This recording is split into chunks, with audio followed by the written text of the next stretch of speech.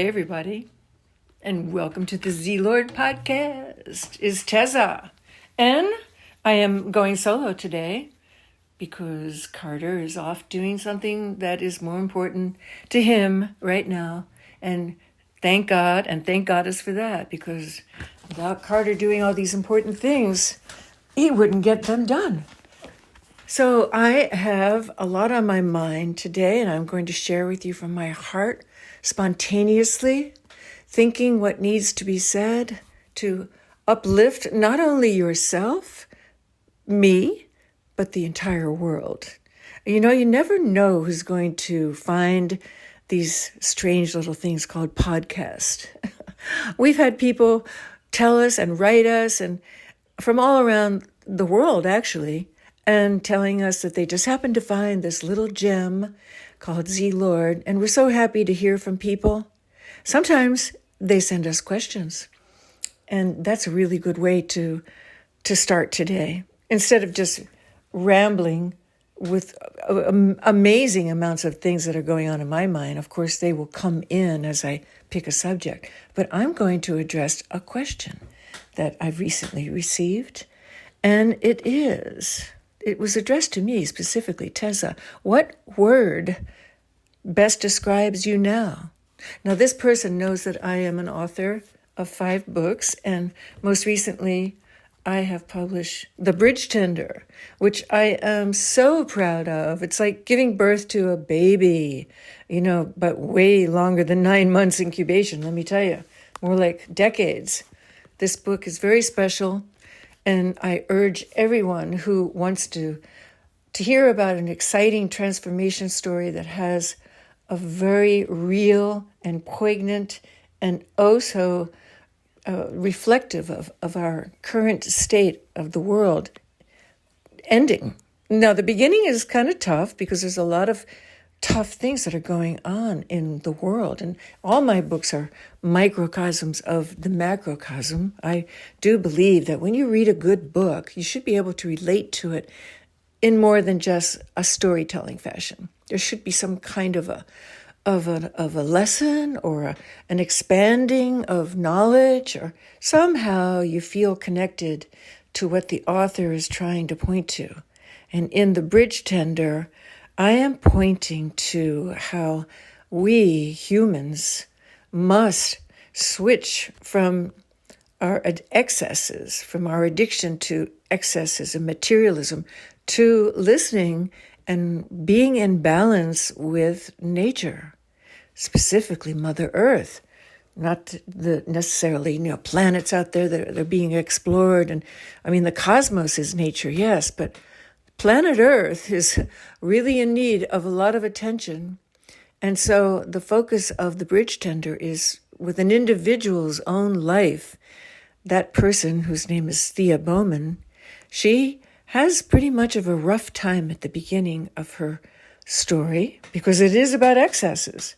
And she's just trying to cover up her pain and trauma and all that other stuff that we all are so familiar with.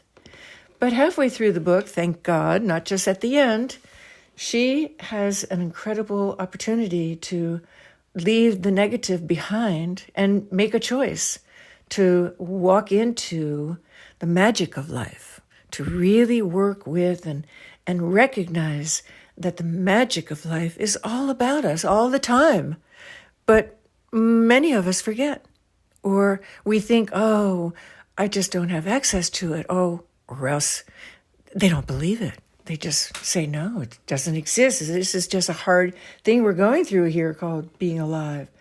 But in the book, The Bridge Tender, we have another way of feeling that life is an opportunity to work with the unseen forces, I call them, the magical connections. You may call them guides. You may call them intuition. We might even call them our higher nature, just being human. I mean, if all of us were in our highest state of our ability to be human, we would be using all of our brain, but that's not possible. Many scientists feel that we are using only 10% or 20%, I think I've read. And just imagine if we could tap the powers that we have innately, that we are born with, that we don't even have to be zapped by the nuclear waste or go through any transformation workshops or take any jungle transforming plant medicines to become much better, much more peaceful, much more able to have full lives. Wouldn't that be incredible? So that's what the Bridge Tender is about. So when this writer wrote me a letter saying, what word best describes me, teZa, right now? The first word that popped in, because of course there's never just one word for me. I love words too much. It's like asking a musician, what is your favorite note?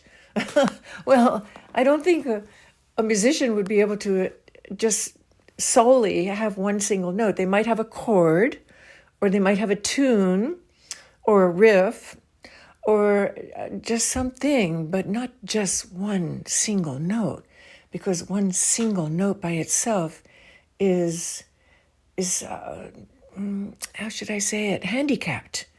It's reliant upon its accessories. What are the other notes surrounding it? What are the chords and the majesty that it is part of? So for me, the first word that popped into my mind is equanimity, which is a very interesting word. It sounds like equality, but it's not. Equanimity, it means to be not this, not that, neither this way, neither that way, not too happy, not too sad, just kind of in the middle, feeling okay, feeling blissful would be another word. Blissful does not mean ecstatic, like out of your mind. You can have bliss by just accepting what is. That makes you very blissful. But the equanimity of feeling that I have made efforts and receiving the bounty of my efforts, that's the equanimity. Sending out love, first of all, to myself, and then to all others, because once I learned to love myself, then I could share that amazing connection of higher perceptions with other people, including my mate, our children, our grandchildren, our friends, our community, and now with the world through these efforts that I make and Carter and I make together as co-hosts for years now on Z Lord. So equanimity is the first word that popped into my mind. And the other words, I'm just going to say them and see where this goes. Acceptance, patience, faith, never give up, keep trying. I've always said to my friends when I'm dead, on my tombstone will be teZa. She kept trying. She never gave up. Just through so many turmoils of trying to connect, like even today, trying to figure out how to deal with the computer. I never give up. Sometimes we'll walk away in frustration, tear my hair out, go take a walk around the block, have a cup of tea, and then maybe give it a day or two if I'm having a frustrating time with technology. But I will come back and I will try again. Or I will write someone and say, can you help me out? Can you give me some hints? Can you perhaps send any instructions? Or another way of doing it from what I've been trying to do. So never give up, keep trying. Patience, faith, and acceptance. Acceptance does not mean that you definitely have to like something. Acceptance means that you have come to the conclusion that it is better, less emotionally disturbing to be upset about something or some person or some situation. And it is better for our own personal health and our level of happiness and achievement if we accept that we have very little power to change others. We can change whatever we can of ourselves. I mean, I can't change the fact that I was born a certain way. In this body, this big, beautiful body that happens to be female. I'm not one of those who wants to change sex, or I don't even change my hair color anymore. I like the idea of accepting nature the way it unfolds. And acceptance is so much a part of inviting fulfillment and happiness. That seems like a dumb way of saying equanimity. It really is about contentment, accepting what is. So, of course, we do what we can to change things that we can. Like if I'm feeling a little blubbery, I'm going to not eat so much for a few days to lose a few pounds. And then I'll get back into my feeling lean, mean, and like a machine. Back again, I'll get that again if I stop overeating. That's within my power. And even heavier addictions, like I was once a smoker. It took me so long to stop smoking nicotine.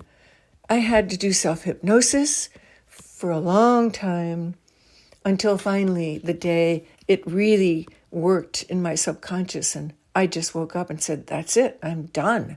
I am done. And I still am suffering from the repercussions of having been a heavy smoker 40 years ago. Your lungs get damaged. Folks, if you're smoking, give it up. The earlier, the better.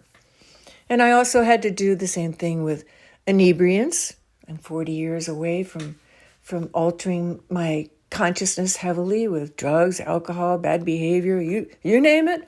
I experimented. And now I truly believe that the highest high there is the natural mind. When we allow ourselves to be fulfilled in the way that we were presented in this body at this time, in this culture, with these parameters around us, we have everything we need in order to achieve that feeling of equanimity, that feeling of contentment. We have it. It's already within us. And if there's something that we want or we really desire, and we think it's worth the effort, like I really want to become bilingual, which I've been working at for quite a few years, and little by little, poco a poco, I am learning Spanish and speaking Spanish and getting over being inhibited by communicating in another language. That's something that feels like a life goal for me. It's not like I'll feel like a failure if I don't achieve it, but it's a nice goal, and it keeps me working toward my goal. But first I had to get clear about what that goal was. So acceptance is a big part of my life. And that one word, if I had one word to describe now, who I am now, I would have to say it's contentment. I truly feel content. I have so many blessings. I have been gifted sobriety, and I worked hard for sobriety. And then along came my beautiful, the love of my life, Carter. And we've been together now for 32 years. And what an amazing gift that is, to be gifted a mate, a spouse, a helpmate, a partner.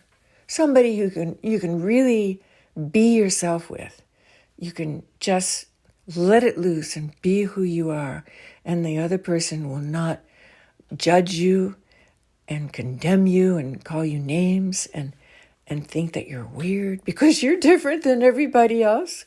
No, having a partner is truly a blessing.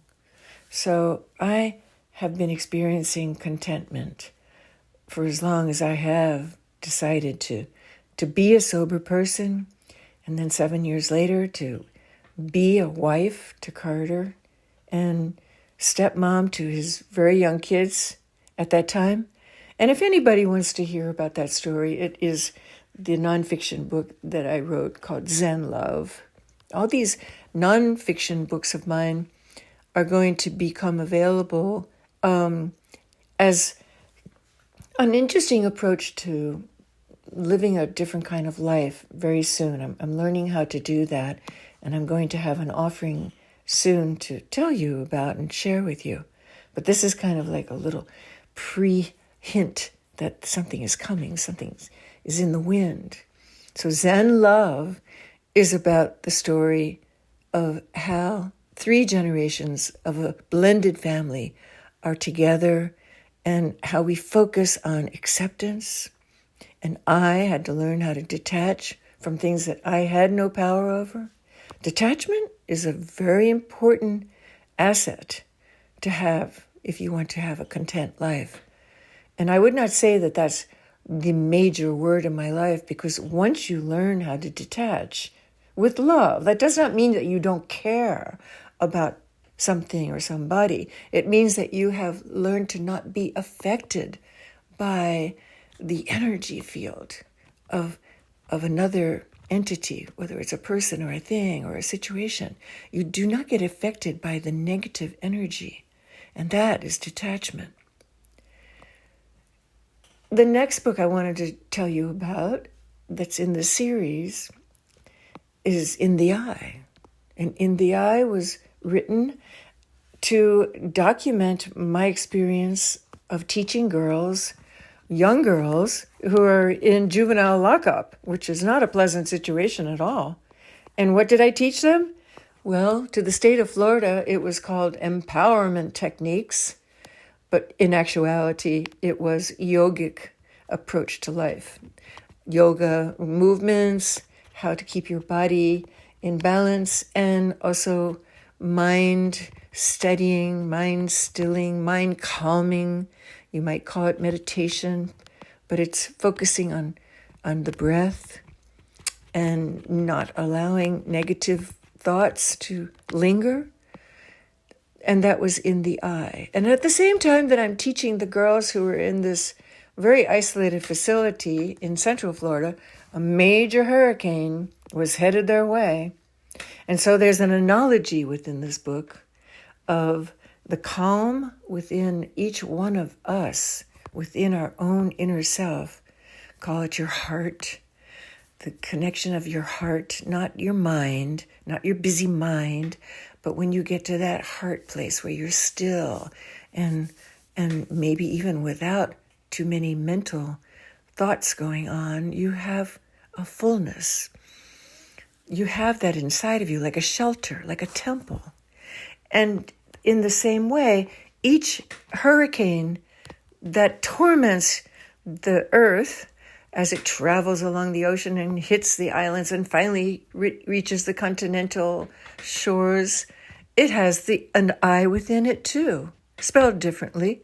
It's EYE for a hurricane, and it's the letter I for our own selves, that inner self, our I, the great I am. And so every hurricane in its dead center is peaceful and calm. All around it is swirling insanity, going one way and then the other way as the eye passes over a stationary point. So the analogy in this book, In the Eye, that I wrote, was how each one of us humans, just like the girls I teach in the lockup, have this inner eye of calm. And we can get there with using certain techniques anytime we want to. Just as every hurricane has its own eye. And, you don't want to be in the eye of a hurricane if you can help it, because to get there, you have to go through some pretty deadly storm, winds and rains and destruction, and it's dangerous. You don't want to be in the eye of a hurricane if you can help it. And then the third nonfiction book I'm going to share with you today is Hybrid Vigor. And that is all about my experiences with animals. Some wild, some domestic, some are insects, some are reptiles, some are just beautiful pets, some are ferocious bears.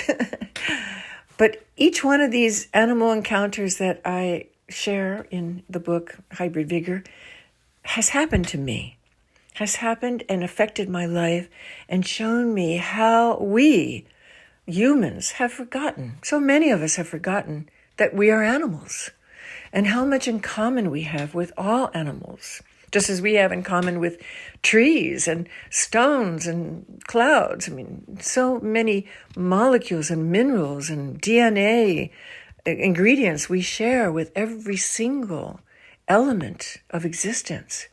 But in Hybrid Vigor, I explore how animals and humans are so similar and how we would benefit, we who are interested in having a content and uplifted life, if we would learn from the animals and become more like them in their approaches to life, whether it is being flexible, like a dolphin who just gallops and romps through the water and jumps in the air and plays and frolics, or to be able to change when change is needed, like a snake who can shed its skin and become something much bigger and better than it was before it shed its skin, or to just keep trying, like turtle who keeps plodding ahead because of the shape of its body. It can't look behind it. It is always looking forward. It is always going forward. And if you've ever looked at a turtle, whether it's land or sea, it's always just going ahead. And it can go through amazing obstacles because it will find little cracks in fences and little holes to burrow underneath trees and around bushes and through rocks. And it has perseverance, very much akin to people who are interested in having a fulfilled life. So all these animals in Hybrid Vigor have so much to teach us.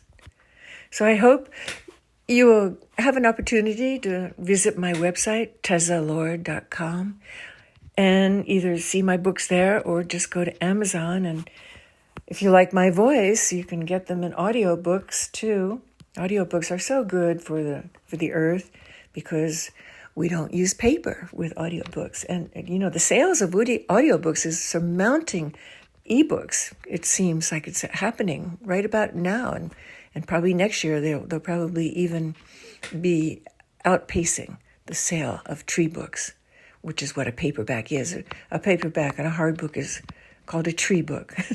They're made out of trees.